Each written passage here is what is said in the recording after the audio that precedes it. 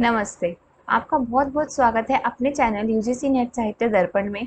जैसे कि आप जानते हैं कि इस चैनल से हम UGC net, TGT, PGT, KVS, set और भी जो भी हिंदी साहित्य से जुड़े हुए पेपर हैं, उनकी तैयारी हम इस चैनल से करते हैं। आज मैं आपको आपके नेट के पेपर 1 की यूनिट 10 का एक टॉपिक बताने जा रही हूँ, एनईपी 2020 यानी कि न्यू एजुकेशन पॉलिसी। ये एक करंट टॉपिक है और इससे बहुत सारे क्वेश्चन इस बार भी आएंगे। आपको पता है कि आपके हायर एजुकेशन में लगभग 5 क्वेश्चन आते हैं, तो आप ये मान के चलिए कि आपके 3 क्वेश्चन तो इसमें से ही बनेंगे एनईपी 2020 में से। तो आज जो मैं ये न्यू एजुकेशन पॉलिसी की जो भी फैक्ट्स लाई हूँ, ये बहुत छोटे हैं और आपके क्विक रिवीजन के लिए है। तो जिन्हें जिन्हें एनईपी 2020 में कुछ भी परेशानी थी या फिर उन्हें पता नहीं था क्या क्या योजनाएं हमारी सरकार इसमें लाई है या क्या पैटर्न बदला है हमारी एजुकेशन पॉलिसीज़ का, तो वो इसमें आज आपको पूरा पता चल जाएगा। वीडियो शुरू करने से पहले आप चैनल को सब्सक्राइब कीजिए अगर नहीं करा है तो, वीडियो को लाइक कीजिएगा, शेयर कीजिएगा और कमेंट करके मुझे ज़रूर बताइएगा कि ये वीडियो आपके लिए कितनी हेल्पफुल रही। तो चलिए शुरू करते हैं। This is third NEP after policies that comes in 1968 and 1986। ये हमारी तीसरी एजुकेशन पॉलिसी है हमारे देश की। आपको पता है कि हमारी पहली जो एजुकेशन पॉलिसी थी वो 1968 में आई थी और दूसरी आई थी हमारी 1986 में, और जो ये वाली आई है 2020, ये हमारी थर्ड एजुकेशन पॉलिसी है। आप अच्छे से ध्यान रख सकते हैं कि पहली कौन सी और दूसरी कौन सी है। देखिए, पहली 68 है, उसका रिवर्स 86 दूसरी है। जो पहली वाली है हमारी वो कोठारी कमीशन के नाम से भी जानी जाती है और दूसरी वाली मुदलियार से जानी जाती है, ठीक है। और जो तीसरी वाली है वो के कस्तूरीरंगन के कमीशन द्वारा हमारी लाई गई है। Though government amended the 1986 policies in 1992, it was largely the same. हमारी जो दूसरी एजुकेशन पॉलिसी आई थी 1986, उसमें क्या हुआ था कि 1992 में हमारी गवर्नमेंट ने उसमें कुछ संशोधन किया था। तो 1986 में पॉलिसी आई और 1986 की जो दूसरी पॉलिसी आई थी हमारी यानी कि शिक्षा पॉलिसी, उसमें 1992 में कुछ बदलाव किए गए, ठीक है। कुछ ज़्यादा बदलाव नहीं हुए, इसलिए वो बदलाव आपके लिए इतने इम्पोर्टेंट नहीं है। बस आपसे पूछा जाए तो ये पूछा जा सकता है कि कब हमारी जो सेकंड जो शिक्षा नीति थी उसमें किस वर्ष में आपकी संशोधन हुआ था, तो आपका आंसर होना चाहिए 1992 में हुआ था, ठीक है। आपको हिंदी में भी मिल जाएगा और इंग्लिश में भी मिल रहा है, तो आपके लिए इजी रहेगा। The NEP shares ideas to revamp education, teaching us assessment system in school colleges. जो NEP है इसका मुख्य उद्देश्य ये है कि ये हमारे स्कूल और हमारे कॉलेजेस के टीचिंग को, एजुकेशन को और मूल्यांकन जो प्रणाली है उसे बदलना चाहती है। आप अभी आगे देखेंगे कि हमारे स्कूल की टीचिंग में, स्कूल के सिलेबस में या कॉलेज के सिलेबस में या वहाँ की मूल्यांकन परिस्थिति में इस जो हमारी NEP 2020 आई है उसने कितना बदलाव किया है, ठीक है। तो इसका उद्देश्य है रचनात्मक सोच लाना, तार्किक निर्णय देना, नवाचार की भावना प्रोत्साहित करने पर बल देना, यानी कि बच्चों में नए नए विचार उत्पन्न करना। India's education system gets an overhaul after 34 years। तो जो ये हमारी तीसरी जो शिक्षा नीति आई है वो पूरे 34 वर्ष बाद आई है। हमारी दूसरी आई थी देखिए 1986, अब 1986 से सीधा 2020 वाली हमारी शिक्षा नीति आई है। तो आपसे ये भी पूछ सकता है कि जो NEP 2020 है वो कितने वर्षों बाद आई है, तो 34 ईयर्स बाद आपकी ये जो NEP 2020 है वो आई है। तो फर्स्ट स्टेट टू इम्प्लीमेंट, जिस राज्य ने इस शिक्षा नीति को अपने यहाँ सबसे पहले लागू किया वो है आपका कर्नाटक। कर्नाटक ने इस शिक्षा नीति को सबसे पहले अपने यहाँ लागू किया था और दूसरा लागू किया है आपके मध्य प्रदेश ने। तो पहला और दूसरा नाम याद रखेंगे, किस राज्य ने पहले लागू किया था और किस राज्य ने आपका लास्ट में मतलब दूसरे बार में लागू किया था। तो पहला है आपका कर्नाटका और दूसरा आपका Madhya Pradesh. 21st century first education policy, तो ये 21वीं सदी की पहली शिक्षा नीति है हमारी, 21वीं सदी की पहली शिक्षा नीति है। इसके फाउंडेशनल पिलर्स हैं, यानी कि मूलभूत स्तंभ इसके कौन कौन से, यानी किन स्तंभों पे ये कार्य करेगी। तो एक तो है इसका access, equity, equality, affordability and accountability, यानी कि पहुंच, यानी कि शिक्षा सबके पहुंच में होनी चाहिए, कोई शिक्षा से अछूता ना रहे। समानता, शिक्षा में समानता रहे, चाहे अमीर हो चाहे गरीब हो, सबको एक ही समान की शिक्षा मिले। गुणवत्ता, यानी कि आपकी शिक्षा में गुणवत्ता हो। जैसे कि अभी आप देख रहे होंगे कि सरकारी स्कूल में ज़्यादा अच्छी पढ़ाई नहीं होती है, कुछ कुछ जो बैकवर्ड इलाके हैं, और प्राइवेट स्कूल्स में अच्छी पढ़ाई होती है। तो वो गुणवत्ता को इक्वलिटी लाने के लिए, कि गुणवत्ता चाहे सरकारी स्कूल हो चाहे आपका प्राइवेट स्कूल हो, आपको जो अकाउंटेबिलिटी है पढ़ाई की वो एक से ही मिलेगी, क्वालिटी एक से मिलेगी। वहनीय, यानी कि सब वहन कर सके, सब वहन कर सके, सब शिक्षा ले सके, ठीक है, यानी कि ज़्यादा महंगी शिक्षा ना हो, अफोर्डेबिलिटी हो। इवोल्यूशन ऑफ एजुकेशन पॉलिसी, तो आपको इसमें बताया जाएगा शिक्षा नीतियों का विकास, कि शिक्षा नीति का विकास किस तरीके से हुआ है। जो हमारी एनईपी 2020 है वो किस तरीके से, पहले कौन सी हमारा आयोग आया, फिर कौन सा आया, फिर कौन सा आया, कैसे हम एक पहली अपनी कमीशन से अपने एनईपी 2020 पे पहुंचे हैं, ये इसमें बताया गया। तो पहला जो आया था हमारा वो था यूनिवर्सिटी एजुकेशन कमीशन, यानी कि राधा कृष्णन कमीशन। जो यूनिवर्सिटी एजुकेशन कमीशन है इसने विश्वविद्यालय की पढ़ाई पे बात की थी। तो जो राधा कृष्णन थे इन्होंने विश्वविद्यालय यानी कॉलेजों की पढ़ाई पे बात की, तो ये कमीशन लाए थे यूनिवर्सिटी एजुकेशन कमीशन। इस कमीशन के जो अध्यक्ष थे वो राधा कृष्णन थे, इसलिए इस कमीशन को राधा कृष्णन कमीशन के नाम से भी जाना जाता था। और इसका टाइम पीरियड था 1948 से 1949, ठीक है। ये तो हो गई हमारी कॉलेज की, विश्वविद्यालय की। अब आई थी हमारी सेकेंडरी एजुकेशन कमीशन, ये थी हमारी स्कूल वाली, जिसे हम जानते हैं मुदलियार कमीशन के नाम से भी, ठीक है। तो राधा कृष्णन जी ने कॉलेज की बात की थी और स्कूल की बात की थी हमारे मुदलियार जी ने। तो इनका पीरियड है 1952 से 1953। फिर आई हमारी एजुकेशन पॉलिसी, एजुकेशन कमीशन, ठीक है। ये एजुकेशन कमीशन है जो लाए थे कोठारी, कोठारी जी इसके अध्यक्ष थे। तो कोठारी कमीशन, इसे कोठारी कमीशन के नाम से भी जाना जाता है, और ये आया था 1964 से 1966। अब इसी कमीशन ने हमारी सिफारिश की थी हमारी पहली एजुकेशन पॉलिसी की। तो पहली एजुकेशन पॉलिसी आई हमारी 1968 में, ठीक है। फिर आपका आता है 42 कॉन्स्टिट्यूशनल अमेंडमेंट, यानी कि 42 एक संवैधानिक संशोधन किया गया, और उसके ज़रिए हमारा जो एजुकेशन है वो कॉन्करेंट लिस्ट में कर दिया गया। आपको पता है, अगर आपने एडमिनिस्ट्रेटिव वाला पार्ट पढ़ा होगा हायर एजुकेशन का, तो आपकी 3 लिस्ट होती हैं। एक होती है स्टेट लिस्ट, एक होती है आपकी सेंट्रल लिस्ट, और एक होती है आपकी कॉन्करेंट लिस्ट। जो स्टेट लिस्ट है उसमें ऐसे मुद्दे होते हैं जिन पर सिर्फ स्टेट ही कानून बना सकता है, स्टेट ही अपना फैसले ले सकता है। सेंट्रल में ऐसे होते हैं जिस पे सिर्फ सेंट्रल यानी केंद्र सरकार ही अपने कानून बना सकती है, और कॉन्करेंट में वो होते हैं जो सरकार, केंद्र सरकार और राज्य सरकार दोनों ही अपने फैसले बना सकती हैं। तो इसे कहते हैं हम राज्य सूची, इसे कहते हैं केंद्र सूची, और इसे कहते हैं हम समवर्ती सूची। तो हमारे 42 कॉन्स्टिट्यूशनल अमेंडमेंट यानी कि 42 संवैधानिक संशोधन के जरिए हमारी जो एजुकेशन थी, शिक्षा थी, उसे किस में रख दिया गया, समवर्ती सूची यानी कॉन्करेंट लिस्ट में रख दिया गया। इससे कि अब स्टेट गवर्नमेंट भी और सेंट्रल गवर्नमेंट दोनों मिलकर इस पर काम कर सकती हैं, ठीक है। फिर आती है हमारी सेकेंड पॉलिसी, 1986 में हमारी सेकेंड पॉलिसी आई। फिर हमारी जो सेकंड पॉलिसी थी इसमें कुछ मॉडिफिकेशन किया गया, इसमें कुछ संशोधन किया गया 1992 में। तो इस प्रोग्राम को नाम दिया गया प्रोग्राम ऑफ एक्शन। ये पूछा जाता है कि पीओए, पीओ के नाम से आता है कि पीओए आपका कब और क्यों हुआ था। तो पीओए 1992 में हुआ था, और क्यों हुआ था, 1986 की एनपी जो थी नेशनल पॉलिसी ऑफ एजुकेशन, उसमें कुछ मॉडिफिकेशन करने के लिए इसको लागू किया गया था। इसको हम जानते हैं रामामूर्ति कमेटी के नाम से, ठीक है। यहाँ पर इनके आप कह सकते हैं उपनाम हैं, ये भी आपको ध्यान रखने किस कमीशन का क्या नाम दिया गया था। फिर आते हैं हमारे TSR सुब्रमण्यम कमेटी रिपोर्ट, ये आई थी हमारी 27 मई 2016 में। फिर आते हैं हमारे डॉक्टर के कस्तूरी रंगन कमेटी रिपोर्ट, ये आई थी हमारी 31 मई 2019 में।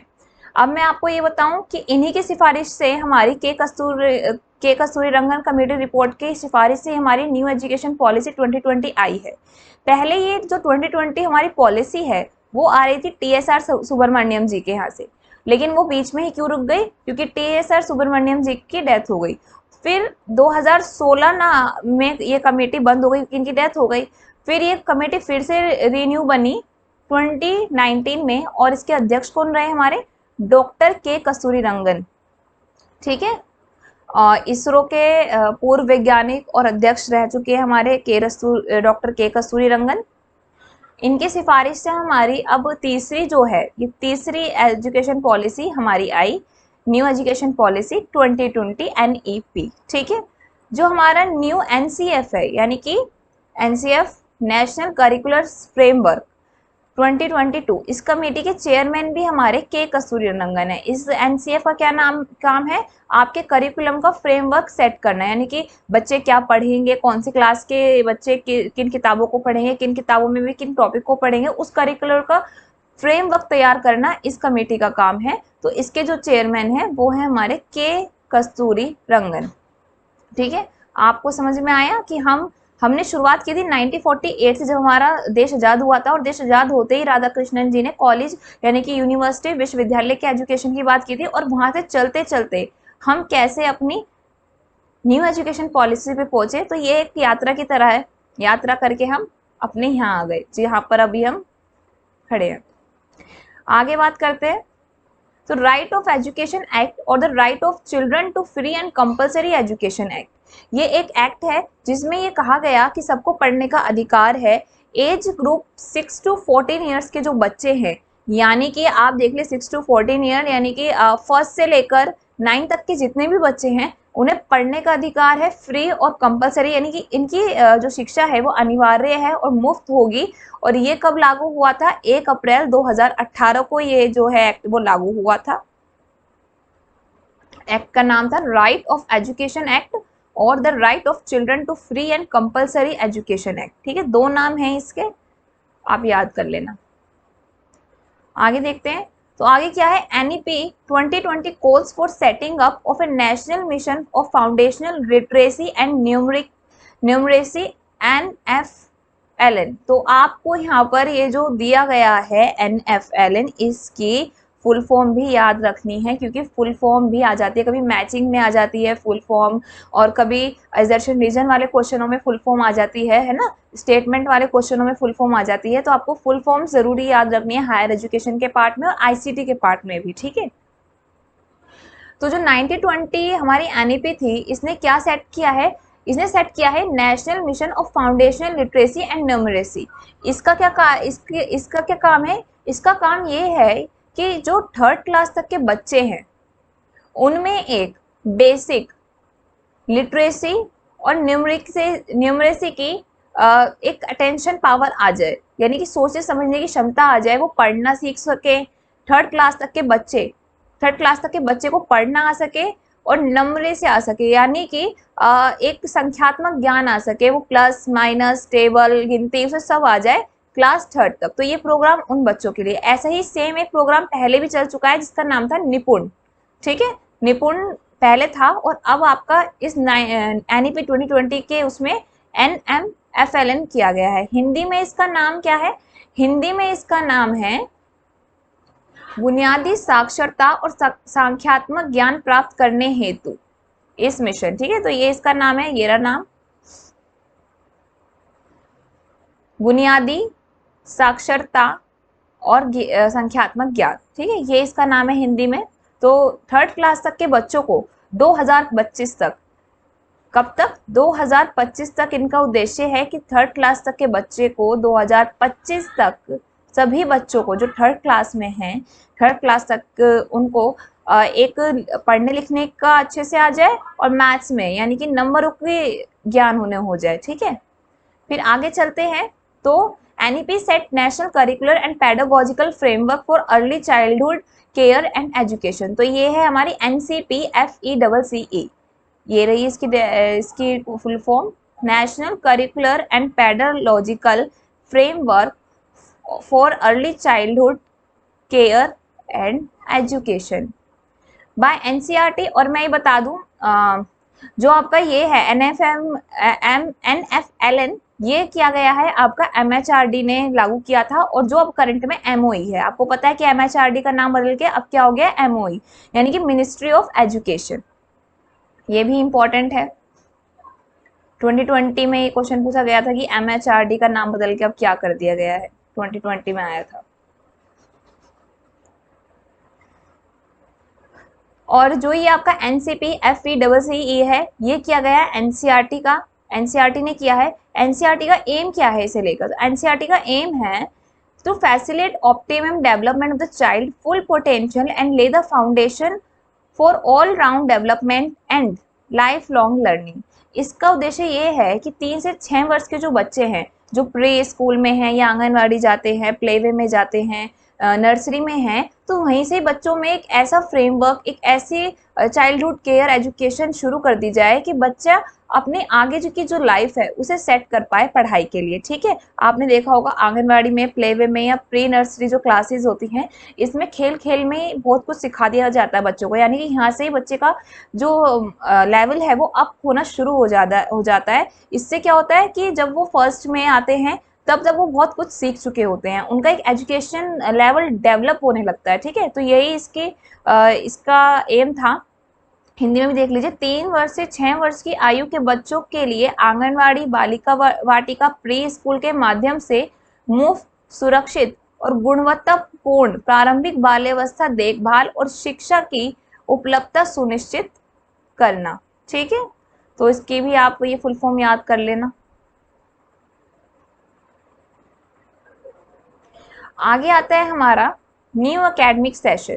आपको पता है कि पहले हमारा सेशन कैसे चलता था, 10+2। पहले था हमारा 10+2। 10+2 कैसे? यहाँ पर हम गिनते थे अपनी फर्स्ट से लेकर 10th क्लास को, और यहाँ गिनते थे हम 11th और 12th क्लास को। लेकिन अब ये फ्रेमवर्क पूरा बदल चुका है, अब ये फ्रेमवर्क नहीं यूज होता, अब हमारा यूज होता है 5+3+3+4। याद कर लीजिए, 5+3+3+4 ये हमारी नई शैक्षणिक संरचना है जिस पर हमारी अब स्कूल की जो शिक्षा है वो चलती है। ठीक है, अभी आगे बताऊंगी कि 5 का क्या मतलब है, 3 का क्या मतलब है, दूसरे 3 का क्या मतलब है और 4 का क्या मतलब है।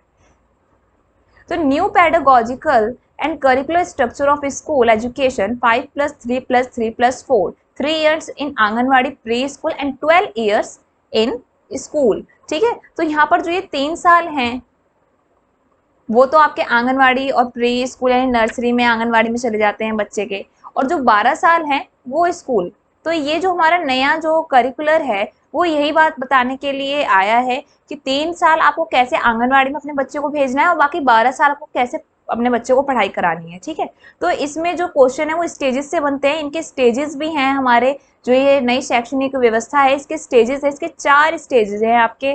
पहला आपका सेकेंडरी स्टेज, दूसरा आपका मिडिल स्टेज, तीसरा है आपका प्रिपरेटरी स्टेज और चौथा आपका फाउंडेशन स्टेज। तो एक एक करके स्टेज पढ़ेंगे और ध्यान रखिएगा कि कौन से स्टेज में किन आयु के बच्चों की बात होती है, किस क्लास की बात होती है और उनके मुद्दे क्या हैं या उद्देश्य क्या है। ठीक है, तो पहला आता है हमारा सेकेंडरी स्टेज। ठीक है, हिंदी में कहते हैं माध्यमिक स्तर। तो ये बात करता है 4 इयर्स की, है ना, ये वाला 4 आपका लास्ट वाला 4। इसमें बात करते हैं हम क्लास 9 से लेकर 12th के बच्चों की, और एज ग्रुप होगा बच्चों का 14 to 18। ठीक है, यहाँ पर 9 to 12th क्लास के बच्चों की बात हो रही है। तो इनका सेकेंडरी स्टेज में बच्चों के लिए इन्होंने क्या क्या प्लान किया है, मल्टी डिसिप्लिनरी स्टडी होगी, ग्रेटर क्रिटिकल थिंकिंग आएगी, फ्लेक्सिबिलिटी होगी और स्टूडेंट चॉइस ऑफ सब्जेक्ट, यानी कि आपकी बहु विषयक अध्ययन होंगे, यानी कि बहुत से सारे विषयों पर आप अध्ययन कर पाएंगे, बहुत से विषय आपको पढ़ने के लिए मिलेंगे, अधिक से अधिक महत्वपूर्ण सोच मिलेगी, यानी कि बच्चों की जो सोच होगी उस पर भी ध्यान रखा जाएगा, बच्चों को क्रिटिकल थिंकिंग करने देंगे, यानी कि बच्चों को सोचने देंगे कि अगर ये चीज़ है तो इसका क्या हल होगा। ठीक है, इससे बच्चों की जो थिंकिंग पावर है वो बढ़ेगी। लचीलापन होगा, यानी कि टीचर और स्टूडेंट में इंटरेक्टिव बातें होंगी, स्टूडेंट अपने टीचर से पूछ सकता है पढ़ाई के बारे में, अपने आइडियाज शेयर कर सकता है और टीचर भी स्टूडेंट के जो आइडियाज होंगे उन्हें गेट अप कर सकता है। और छात्रों के पसंद के विषय, यानी कि छात्र अपनी पसंद के विषय यहाँ चुन पाएंगे। ठीक है, फिर आपका आता है मिडिल स्टेज। मिडिल स्टेज को मध्य स्तर कहते हैं। यहाँ आपके 3 इयर्स की बात होती है और क्लास आती है आपकी 6 to 8 और एज ग्रुप है 11 to 14। यहाँ क्या कहते हैं कि एक्सपेरिमेंटल लर्निंग होगी साइंस में। ठीक है, यानी कि बच्चे एक्सपेरिमेंट कर सकेंगे साइंस में, साइंस तो एक्सपेरिमेंट करके ही सीखेंगे। तो कुछ बच्चों को जैसे साइंस बोरिंग सब्जेक्ट लगता है, तो यहाँ से उनके उनके मन में साइंस को लेके रुचि बढ़ेगी, तो वो आगे पढ़ना चाहेंगे साइंस। तो एक्सपेरिमेंट लर्निंग होगी साइंस की। मैथमेटिक्स एक्सपेरिमेंट से पढ़ाया जाएगा, यानी कि खेल खेल में मैथ्स पढ़ाया जाएगा। आर्ट्स के सब्जेक्ट सोशल साइंस और ह्यूमैनिटीज़, इन सब के बारे में अनुभव कराया जाएगा, क्योंकि आगे चल के बच्चों को इन्हीं एक सब्जेक्ट में से ये अपनी एक स्ट्रीम चुननी है। तो इसीलिए अभी से 6 से 8 क्लास तक के बच्चों में ये चीज़ें डालने के लिए और ये समझाने के लिए कि हर सब्जेक्ट पे वो अपना ध्यान दें, और फिर जब वो सेकेंडरी स्टेज में आए, 9 से 12th क्लास में आए, तो उन्हें ये समझ हो कि उन्हें अब कौन सा सब्जेक्ट आगे चुनना है। ठीक है, तो इसीलिए ये करा गया 6 to 8 वाले बच्चों के लिए कि वो अभी भी प्रारंभिक पे ही अपने फर्स्ट लेवल पे ही अपने लिए एक अच्छा सब्जेक्ट, उन्हें टाइम मिले हर सब्जेक्ट के साथ। ठीक है, इसीलिए किया गया है। फिर आपका आता है प्रिपरेटरी स्टेज, यह आपकी 3 ईयर की बात करता है। क्लास आती है आपकी 3rd to 4th और एज ग्रुप है आपका 8 to 11। इसमें play, discovery and activity based and interactive classroom learning, यहाँ बच्चों को खेल खेल में सिखाया जाएगा, पढ़ाया जाएगा, डिस्कवरी कराई जाएंगे, यानी कि बच्चों से कुछ ना कुछ खोजवाया जाएगा, ढूंढवाया जाएगा। एक्टिविटी बेस्ड लर्निंग होगी, यानी कि एक्टिविटी देकर उन्हें लर्निंग की ओर बढ़ाया जाएगा। और क्लासरूम का जो इन्वायरमेंट है वो इंटरेक्टिव क्लासरूम लर्निंग होगी, यानी कि बच्चे आपस में बात कर सकेंगे, टीचर से बात कर सकेंगे, है ना। आप देखते होंगे अब भी कि बच्चों को बहुत सारी एक्टिविटीज़ मिलती हैं, कभी कोई एक्टिविटी बना के लानी है बच्चों को, कभी कोई चार्ट बना के लाना है ना। तो वो इसलिए कि जिससे कि बच्चे अपनी जो पढ़ाई है उसमें इंटरेस्ट लें, चाहे एक्टिविटी के ज़रिए ही लें, ड्राइंग के ज़रिए ही लें, लेकिन लें और नई नई चीज़ें सीखें, तो बच्चों को भी मज़ा आता है एक्टिविटी करते हुए। फिर आता है आपका फाउंडेशनल स्टेज। फाउंडेशनल स्टेज ये 5 ईयर की बात करता है, और आपकी क्लास आती है 1st to 2nd। तो यहाँ 1st to 2nd में 2 ईयर हो गए आपके, प्लस होते हैं आपके 3 ईयर आंगनवाड़ी वाले, तो टोटल आपके यहाँ 5 ईयर की बात होती है आपके फाउंडेशनल में। ठीक है, तो पहले तो हो गई आपकी 2 ईयर 1st to 2nd, और फिर हो गई आपकी 3 ईयर क्लास आंगनवाड़ी में, या कुछ बच्चे प्लेवे में जाते हैं, कुछ बच्चों के पापा प्लेवे में एडमिशन करा देते हैं, प्री नर्सरी में करा देते हैं, आंगनवाड़ी भेजने लगते हैं बच्चों को, तो वो 3 साल। ठीक है, तो यहाँ पर मल्टी लेवल की तैयारी होती है बच्चों की, यानी कि बहुत कुछ चीज़ें यहाँ पर बच्चा सीखता है, खेल खेल में सीखता है। यहाँ पे भी एक्टिविटी बेस्ड लर्निंग होती है, सबको पता है आंगनवाड़ी में बच्चों को खेल खेल में सब कुछ सिखाया जाता है ना। ये थे आपके एकेडमिक सेशन, जैसे कि अब चल रहा है 5+3+3+4। अब मुझे नहीं लगता कि आपको इनमें कोई परेशानी हो रही होगी। चलिए आगे चलते हैं। आगे आपका आता है वोकेशनल एजुकेशन, यानी कि व्यावसायिक शिक्षा। आप ये ध्यान रख लीजिए कि वोकेशनल एजुकेशन से ज़रूर ना एक क्वेश्चन आपको ज़रूर पूछा जाएगा, क्योंकि अभी हमारी गवर्नमेंट भी वोकेशनल एजुकेशन पर बहुत ज़ोर दे रही है। हमारी केंद्र सरकार वो बहुत ज़्यादा आगे बढ़ाना चाहती है व्यावसायिक शिक्षा को, और स्किल लाना चाहती है हमारे युवाओं के अंदर। ठीक है, तो इसको लेकर भी, वोकेशनल एजुकेशन को लेकर भी हमारी सरकार ने बहुत सारी योजनाएं शुरू कर रखी हैं। बहुत सारे ऑनलाइन पोर्टल्स हैं, गवर्नमेंट पोर्टल्स, जहाँ पर जाके आप अपनी जो भी आपको रुचि है जिस स्किल में, आप वो कोर्स ज्वाइन कर सकते हैं और उस स्किल में आप एडमिशन ले सकते हैं। हमारे दिल्ली में जो है अभी राज्य सरकार द्वारा एक यूनिवर्सिटी शुरू करी गई है, DSEU, इसी साल से, यानी कि दिल्ली स्किल इंटर्नशिप यूनिवर्सिटी। इस यूनिवर्सिटी का भी यही उद्देश्य है कि बच्चों में स्किल डेवलपमेंट हो, यानी कि बच्चे नौकरी मांगने ना जाएं, बल्कि नौकरी दें दूसरों को। एक स्किल सीख के वो एक अपना बिजनेस स्टार्टअप कर सकें और नौकरी दूसरों को दें। ठीक है, तो व्यावसायिक एजुकेशन का यानी कि वोकेशनल एजुकेशन का उद्देश्य यही है। तो जो हमारी NEP 2020 है, इसमें क्या कहा गया कि जो वोकेशनल एजुकेशन है, यानी कि व्यावसायिक जो शिक्षा है, वो शुरू कर देगी 6th क्लास से ही।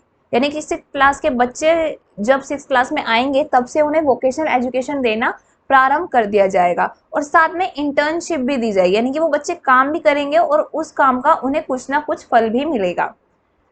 A new and comprehensive national curricular framework for school education NCFSE, तो इसे national curricular framework school education द्वारा देखा जाएगा। 1922 से 1921 में जो बना है ये आपका फ्रेमवर्क, और इसे डेवलप किया है NCERT ने। ठीक है, तो जो वोकेशनल क्लासेस होंगी ये आपकी 10 दिन तक चलेंगी, और 10 दिन तक बैगलेस पीरियड होगा, यानी कि आपको इन 10 दिन में बैग लेकर नहीं जाना है। आपको सिर्फ आपकी वोकेशनल एजुकेशन दी जाएगी। इस वोकेशनल एजुकेशन में 10 दिन तक कोई एक स्किल जो होगा वो आपके यहाँ आएगा, जैसे कारपेंटर हो गया या फिर कोई गार्डनर हो गया, कोई इंजीनियर हो गया, वो आएंगे और आपको एजुकेशन देंगे उनके फील्ड की, ठीक है। फिर आप देखो, आप 10 दिन एक बंदे के साथ रहोगे, फिर आपके अगले 10 दिन तक वो चलेगा, ठीक है। तो आप ऐसे कई कई लोगों से मिल पाओगे और स्किल डेवलपमेंट सीख पाओगे, और यहाँ से आपको पता चलेगा कि आपकी रुचि भी किसमें और आपको क्या काम करने में मजा आ रहा है और आप क्या आगे कर सकते हैं, ठीक है। फिर आता है आपका assessment reforms a new national assessment centre परख। तो ये परख से क्वेश्चन आएगा और ये बहुत इंपॉर्टेंट है, इसे स्टार मार्क कर लीजिए। और इसकी फुल फॉर्म अच्छे से आप याद कर लीजिएगा। फुल फॉर्म क्या है? Performance assessment revise analysis of knowledge for holistic development, ठीक है। इसका काम क्या है? ये एक मूल्यांकन केंद्र है। ये आपका मूल्यांकन किसके आधार पर करता है? आपके असेसमेंट के आधार पर करता है, आपके रिवाइज के आधार पर करता है, आपके एनालिसिस के आधार पर करता है। तो ये आपका मूल्यांकन केंद्र है, जो नया मूल्यांकन केंद्र बना है ये वो है। फिर एक बात ये भी आती है कि medium of instruction to be home language till 5th class. तो 5वीं क्लास तक के बच्चों को आप मातृभाषा में शिक्षा दे सकते हैं। जो भी वहाँ की स्थानीय मातृभाषा है आप उसमें दे सकते हैं। जैसे गुजरात है, तो गुजरात में अगर बच्चे को हिंदी या इंग्लिश पढ़ने में प्रॉब्लम हो रही है 5th क्लास तक, तो आप उसे गुजराती भाषा में शिक्षा दे सकते हैं। लेकिन सिर्फ 5th क्लास तक की है, ये आगे नहीं है। 5th क्लास तक आप बच्चे को उसकी स्थानीय भाषा या मातृभाषा कहें तो उसमें आप शिक्षा दे सकते हैं।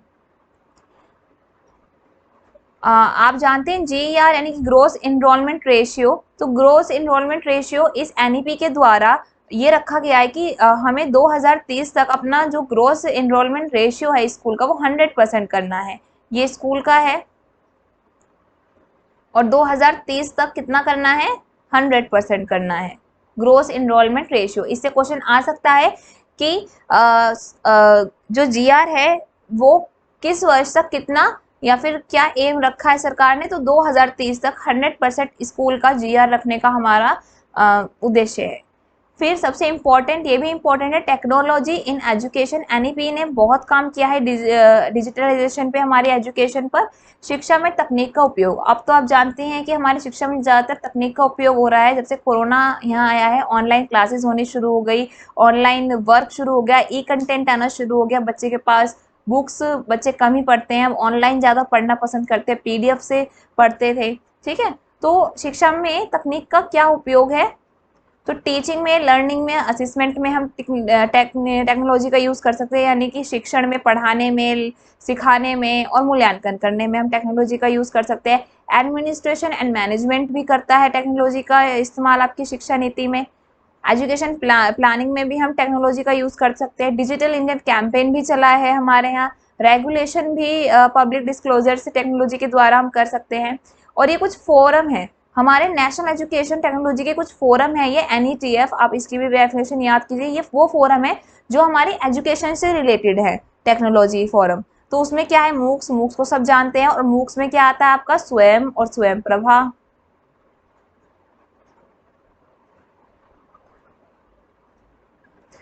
फिर दिव्यांग फ्रेंडली एजुकेशनल सॉफ्टवेयर आया है। जो भी हमारे दिव्यांग स्टूडेंट्स हैं उन्हें ऑनलाइन पढ़ने में कोई भी दिक्कत ना आए उसके लिए एक सॉफ्टवेयर बना है जिसका नाम है दिव्यांग फ्रेंडली एजुकेशनल सॉफ्टवेयर। फिर कंटेंट इन वेरियस लैंग्वेज, आपका कंटेंट आपको बहुत सारी लैंग्वेज में मिल जाता है। आप किसी भी लैंग्वेज के हो, आपको अपनी लैंग्वेज में कंटेंट मिलेगा। और वर्चुअल लैब्स, अब वर्चुअल लैब्स भी हो गई है ना। वर्चुअल लैब्स यानी कि आप घर बैठे बैठे अपने एक्सपेरिमेंट कर सकते हैं, देख सकते हैं, सीख सकते हैं। अब आते हैं, ये यहाँ तक तो हो गई आपके स्कूल की बात कि स्कूल में NEP 2020 में स्कूलों के लिए क्या क्या कहा गया। अब आते हैं हम अपनी हायर एजुकेशन पे यानी कि उच्च शिक्षा पे, कि उच्च शिक्षा के लिए क्या क्या उद्देश्य हैं और क्या क्या योजनाएं हमारी NEP 2020 में कहा गया है। सबसे पहले तो बात कर लेते हैं GER की, कि जैसे स्कूलों को GER करना है 2030 तक कितना? 100%। वैसे ही हायर एजुकेशन का GER करना है 50%। 50% करना है कब तक? 2035 तक। स्कूल का 2030 तक करना है 100% और 2035 तक 50% करना है आपका हायर एजुकेशन को। और अभी करंट में कितना चल रहा है हायर एजुकेशन का? 27.1। 27.1 अभी हमारा करंट में है और 2035 तक हमें 50% लेकर जाना है इसे। ठीक है, एक तो बात ये हो गई हायर एजुकेशन से रिलेटेड। दूसरी बात बहुत ज़्यादा अभी भी चर्चा में है, ठीक है, तो दूसरी बात क्या है कि common entrance exam for admission university में। तो अगर आपको अभी आपको पता है कि NEP 2020 में ये कहा गया है कि अगर आपको किसी यूनिवर्सिटी में एडमिशन लेना है UG PG इन सब के लिए, तो आपको एक कॉमन एंट्रेंस एग्जाम देना पड़ेगा। क्योंकि पहले क्या होता था कि पहले आपके नंबरों पर एक लिस्ट लगाई जाती थी और फिर आपके एडमिशन हो जाते थे उस लिस्ट के आधार पर। लेकिन NEP 2020 में कहा गया कि अभी बच्चों को अगर जिन्हें अंडर ग्रेजुएट में एडमिशन लेना है, यानी कि BA में आपका BSc हो गया, BCom हो गया, इन सब में अगर किसी को एडमिशन लेना है तो आपको एंट्रेंस टेस्ट क्लियर करना पड़ेगा, यानी कि जिसे कहा गया है CUET।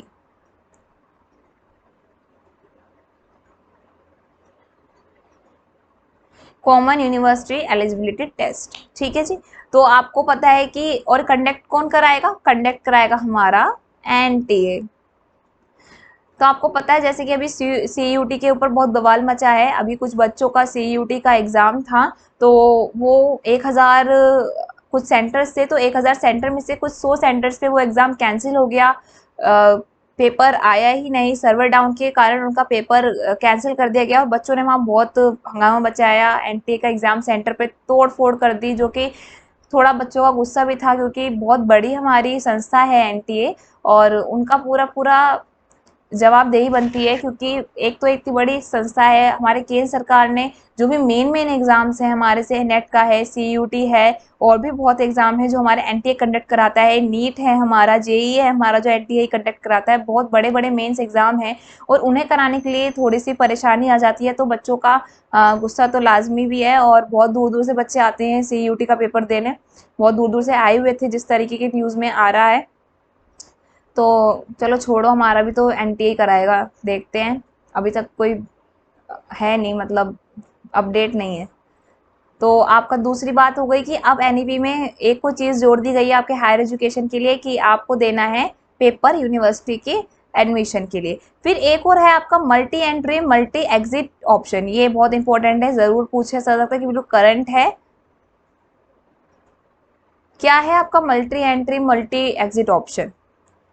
आपको पता है कि आपका जो BA है या फिर हम UG कोर्सेज जो कहते हैं हम जिन्हें, वो आपका 3 ईयर का होता है, ठीक है, 3 ईयर का। लेकिन अभी NEP 2020 में क्या किया गया है, पहले के जो बच्चे थे, अगर आपको BA करना है, आपने BA में एडमिशन ले लिया, लेकिन आपको BA फर्स्ट ईयर के बाद आपको लगा कि नहीं, जम नहीं रहा है, आपको कोई और कोर्स में जाना है, तो आपने वो ड्रॉप कर दिया। लेकिन आपने 1 ईयर का तो BA करा था ना, आपको उसका तो कोई फायदा नहीं हुआ, आपका 1 ईयर का जो BA है वो खराब चला गया।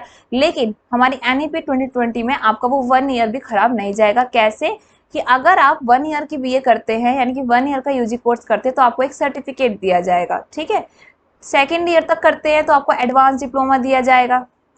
थर्ड ईयर तक करते हैं तो आपको बैचलर डिग्री मिलेगी, जैसे कि अभी मिलती है। और अगर फोर्थ ईयर तक करते हैं तो आपको बैचलर डिग्री के साथ रिसर्च डिग्री भी साथ में मिलेगी, ठीक है। यानी कि यहाँ से आपको क्या पता चल रहा है कि जो आपका UG कोर्स था वो 3 साल से ना होकर 4 साल हो गया है, ठीक है। 4 साल में भी आपकी मर्जी है, आप फर्स्ट ईयर करके ही आप चले जाओ, सर्टिफिकेट ले जाओ, सेकेंड ईयर करके चले जाओ, एडवांस डिप्लोमा ले जाओ, थर्ड ईयर तक करके ले जाओ, बैचलर डिग्री ले जाओ, और फोर्थ ईयर पूरा करोगे तो बैचलर डिग्री विद रिसर्च मिलेगा।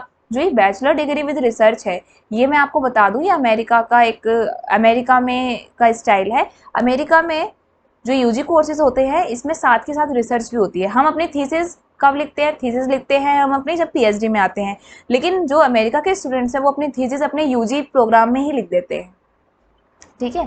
तो ये था आपका मल्टी एंट्री और मल्टी एग्जिट ऑप्शन, कभी भी आओ कभी भी जाओ। फिर आपका आता है कि higher education commission of India HEC will be set up as a single overarching umbrella body for entire higher education excluding medical and legal education।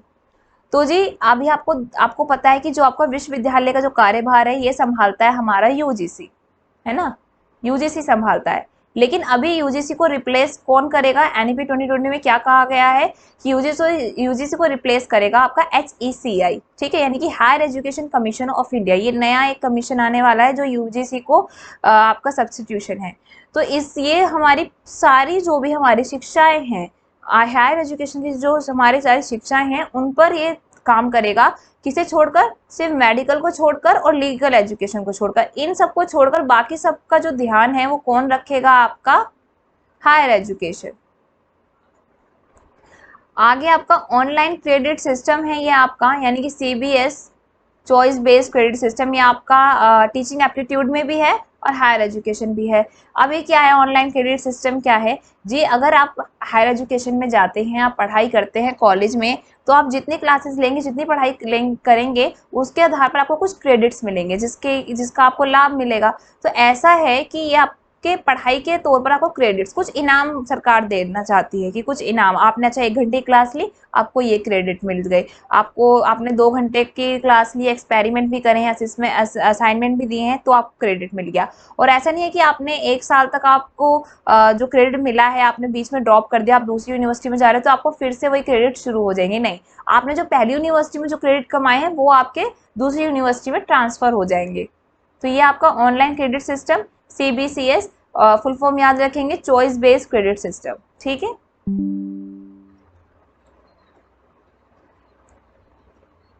आगे बात करते हैं कि multi disciplinary education and research university Meru, ये मेरू भी बहुत important है, इसकी आप फुल फॉर्म याद रख लीजिए। At par with IITs IIMs to be set up, देश में IIT और IIM के समकक्ष वैश्विक मानकों के बहुविषयक शिक्षा एवं अनुसंधान विश्वविद्यालय की स्थापना की जाएगी, यानी कि IIT और IIM को जो सेट करेगी यूनिवर्सिटी, वो यूनिवर्सिटी होगी आपकी क्या, multi disciplinary education and research university, ये आपके IITs और IIMs को सेटअप करेगी। अब जो मैंने बात की है आपकी HECI की, यानी कि आपके higher education commission of India की, इसकी 4 बॉडीज है, 4 संस्थान है जो इसका साथ देगी, जिसके अलग अलग काम बांट दिए गए हैं। पहला है आपका national higher education regulatory council, यानी कि HERC, विनियमन हेतु राष्ट्रीय उच्चतर शिक्षा नियामक परिषद। दूसरा आपका जनरल एजुकेशन काउंसिल। तीसरा आपका हायर एजुकेशन ग्रांट्स काउंसिल, ये आपके ग्रांट्स यानी कि वित्त पोषण के लिए काम करेगी, और ये आपका मूल्यांकन पे काम करेगी, नेशनल एक्रेडिटेशन काउंसिल NAC, प्रत्यान राष्ट्रीय या फिर प्रत्यान परिषद, ठीक है, 2 नाम हो गए इसके। आगे हम बात करते हैं टीचर रिक्वायरमेंट। अभी तक हमने बात करी कि बच्चे किस तरह पढ़ाई करेंगे, क्या सिलेबस होगा। अभी कुछ बात करते हैं शिक्षक भर्ती के ऊपर भी हमारी जो NEP 2020 है वो कुछ योजनाएं लेके आई है। क्या लेके आई है, पहला तो है टेट, आप देते हैं ना UP TET, C TET, SET, ये सब टेट। तो TET will be strengthen include better test material. अभी क्या कहा है हमारे NEP 2020 में कि जो टेट एग्जाम है वो और भी ज़्यादा अच्छा, और भी ज़्यादा उच्च स्तर का, यानी कि हाई लेवल का हम टेस्ट लेंगे टीचर का, जिससे कि हमारे स्टूडेंट को अच्छे से अच्छा टीचर मिल पाए, ठीक है। एक बेस्ट टेस्ट मटेरियल होगा जिसमें से कि हम टेस्ट देंगे। फिर दूसरी बात क्या है कि to check passion and motivation for teaching a classroom demonstration और इंटरव्यू, ये देखने के लिए कि जो बंदा टीचर बनना चाहता है उसमें कितना मोटिवेशन है, कितना पैशन है टीचर बनने के लिए, उसको चेक करने के लिए इंटरव्यू होगा टीचर का, और एक क्लास डेमोन्स्ट्रेशन भी देना पड़ेगा। अभी तक आपको पता है कि क्या होता है, आप CTET क्लियर कर लो, यूपी टेट क्लियर कर लो, या फिर TGT PGT के एग्जाम, मतलब एग्जाम तक ही बात है, आपको एग्जाम क्लियर करने के बाद आपकी एकदम जॉब लग जाएगी। लेकिन NEP 2020 में क्या कहा कि जरूरी नहीं है कि एग्जाम जिसने क्लियर कर लिया वो पूरी तरह पैशनेट है आपका टीचिंग के लिए, हो सकता है कि सिर्फ नौकरी पाने के लिए ही हो, तो ऐसा नहीं चाहिए। तो हम एक क्लास डेमोन्स्ट्रेशन लेंगे, यानी कि जो टीचर क्लियर करके आ रहा है उसका एक इंटरव्यू लेंगे और एक क्लास डेमोन्स्ट्रेशन लेंगे, यानी कि उसे क्लास दी जाएगी, उसे पढ़ा के दिखाना पड़ेगा कि आप किस तरह पढ़ाएंगे। इसका उद्देश्य क्या है, क्या देखना चाह रहे हैं कि जो टीचर है वो अपनी बात कितनी बच्चों को समझा पाता है, बच्चों के साथ कितना कम्युनिकेशन है उसका, इंटरेक्टिव है कि नहीं, बच्चे समझ पा रहे हैं कि नहीं, ठीक है। तो ये चेक करने के लिए कि टीचिंग पावर कितनी है, या पढ़ाने का उद्देश्य क्या है, पढ़ा भी सकते हैं कि नहीं। फिर बात आती है कि till 2030 minimum degree qualification for teaching will be 4 years. तो 2030 तक जो बीएड की डिग्री है वो क्या हो जाएगी, आपकी 4 साल की हो जाएगी। अब वो 4 साल ऐसे नहीं कि आपको आपने एमए कर लिया, एमए के बाद आपको 4 साल की डिग्री बीएड की करनी पड़ेगी, बीए करने के बाद 4 साल की डिग्री एमए की करनी पड़ेगी, ऐसा नहीं है। अगर आप 12th क्लास के बाद बीएड करते हैं तो आपको 4 साल की बीएड करनी पड़ेगी। अगर बीए के बाद बीएड करते हैं तो आपको 2 साल की बीएड करनी पड़ेगी। और अगर आप एमए के बाद बीएड करते हैं तो सिर्फ आपको 1 साल की बीएड करनी पड़ेगी। अलग अलग क्राइटेरिया आपको क्लासेस के हिसाब से दे दिया गया है, ठीक है। ये बात थी हमारे शिक्षक भर्ती के ऊपर कि हमारे जो आगे आने वाले टीचर्स हैं उनके लिए क्या क्या नई नई योजनाएं हैं वो सरकार ने बना दी है कि टीचर बनने के लिए आपको ये करना पड़ेगा।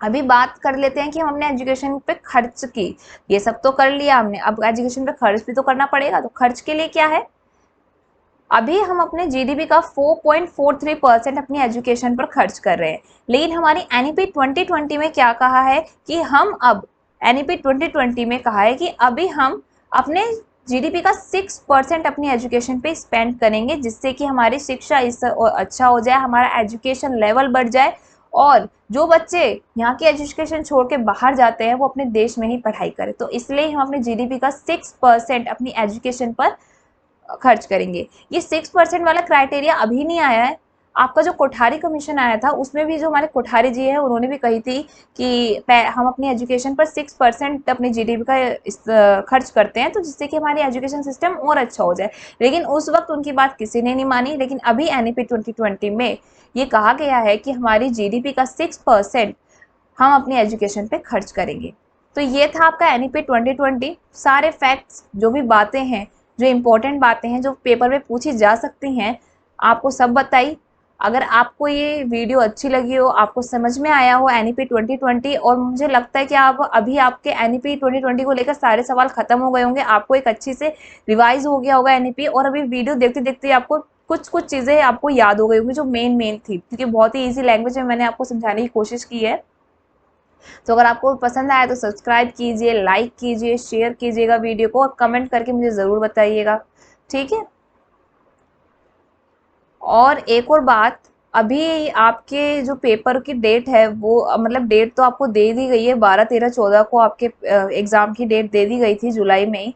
लेकिन अभी तक कुछ शेड्यूल जारी नहीं हुआ है, तो ये मत सोचिए कि आपका पेपर पोस्टपोन होगा। या फिर बहुत सी वीडियो में देखती हूँ कि यूट्यूब पे आती है कि पेपर पोस्टपोन होगा, सितंबर में जा रहा है पेपर, ऐसा कुछ नहीं है। अभी आपको पता है कि जो सीयूटी वाले पेपर हैं जो 12, 13, 14 को होने थे वो कैंसिल हो गए हैं, और वो अभी 24 या 22 अगस्त को होंगे। तो अभी बहुत हाई चांस है कि हमारे नेट का एग्ज़ाम हो जाए। तो आपको अपनी पढ़ाई बिल्कुल नहीं छोड़नी है, और ये वो समय है जब आपको अपनी रिवीजन टू रिवीजन करते जाना है, नया कुछ नहीं देखना है। जो भी आपने पुराना पढ़ लिया और जितना पढ़ लिया है उसे ही, जितना कुछ नया मत देखिए, जितना आपने पढ़ लिया है उसे ही रिवीजन कीजिए, ठीक है। तो यहाँ से आपकी रिवीजन पक्की हो जाएगी। जो आपने पढ़ लिया है वो कम से कम वो तो पक्का होगा। अभी नई चीज़ों पे मत भागिए। जो आपका एनईपी है ये बहुत ईजी था, है ना, तो आप इसे देख सकते हैं। और आपको पता भी होगा कि एनईपी से बहुत ज़्यादा क्वेश्चंस आते हैं, इसीलिए मैं आपके लिए एनईपी का टॉपिक लेके आई थी। अपने कमेंट बॉक्स में चेक किया था तो किसी ने मुझे एनईपी 2020 के लिए पूछा था कि एनईपी 2020 के लिए वीडियो लाइए, तो मैंने ये टॉपिक इसलिए आपको आज करा दिया, ठीक है। तो आप अपनी पढ़ाई ऐसी जारी रखिए और बिल्कुल डिमोटिवेट नहीं मत होइए, अपने आप को मोटिवेट कीजिए और पेपर अच्छे से दीजिएगा। Thank you.